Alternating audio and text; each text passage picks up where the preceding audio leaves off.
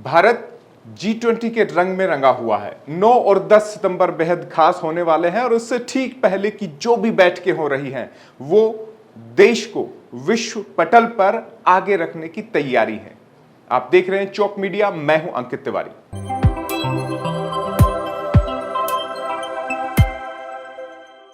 One earth, one family, one future, यह theme Bharat की G20 presidentship की है। भारत की G20 अध्यक्षता के तहत trade and investment ministers meet Jaipur में संपन्न हुई। बैठक में 3 प्रमुख मुद्दों पर सहमति बनी। सभी देशों के मंत्री समूह ने अपनी सहमति दर्शाई। ग्लोबल वैल्यू चेन को बेहतर और सरल बनाने पर सहमति बनी। लॉजिस्टिक सुधार तेज गति से होंगे। साथ ही MSME सेक्टर के लिए जयपुर कॉल फॉर एक्शन की घोषणा हुई। विश्व की छोटी इकाइयों को तकनीकी आर्थिक सहयोग देने पर फोकस होगा। MSME की संभावनाओं को बढ़ाने के भी प्रयास किए जाएंगे। डाटा और डिजिटलाइजेशन पर भी काम आगे बढ़ेगा। इसके लिए 10 प्रिंसिपल्स तय किए गए हैं।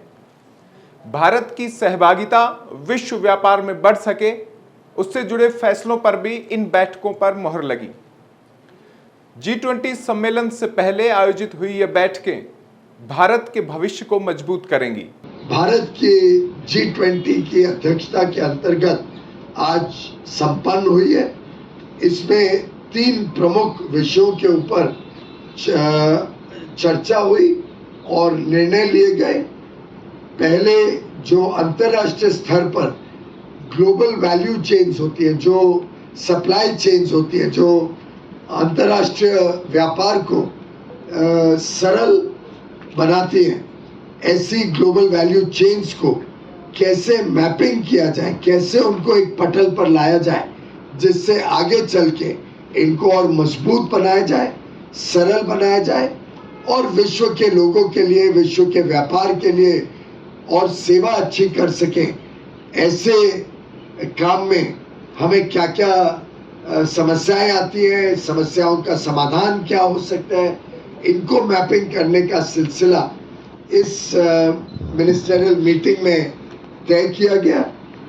दूसरा जो विषय आज तय हुआ है वो विषय रहा है हमारी जो सूक्ष्म, लघु और मध्यम वर्ग MSME सेक्टर है, उनके लिए कैसे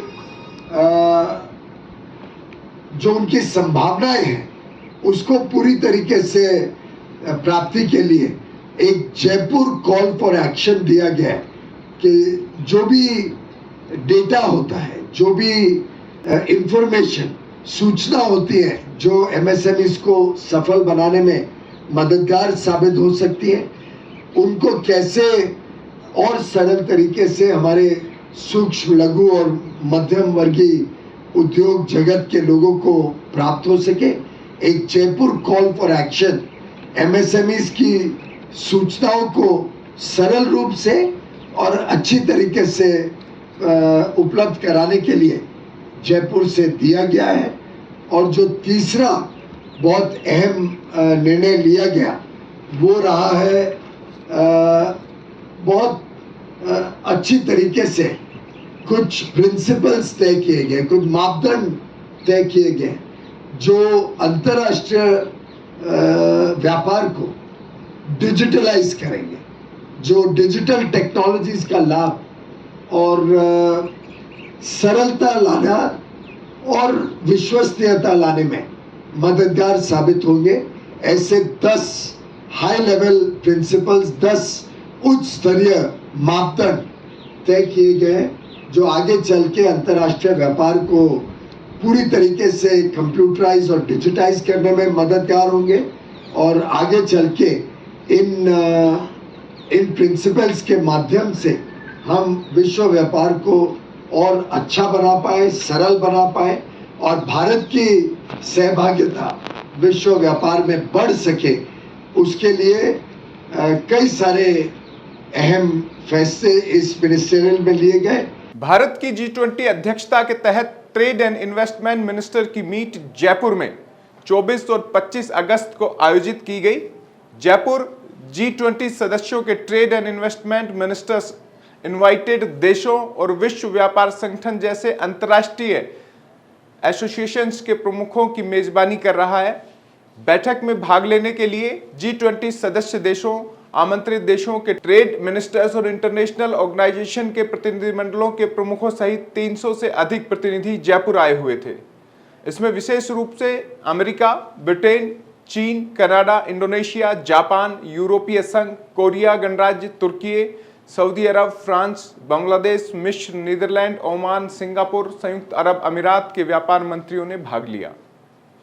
बैठक की अध्यक्षता कॉमर्स और इंडस्ट्रीज मिनिस्टर पीयूष गोयल ने की।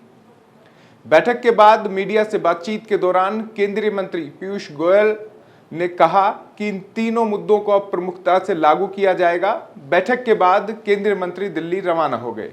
गौरतलब है कि दिल्ली में प्रगति मैदान के state of art convention complex में 9 और 10 सितंबर को G20 शिखर सम्मेलन का आयोजन होगा।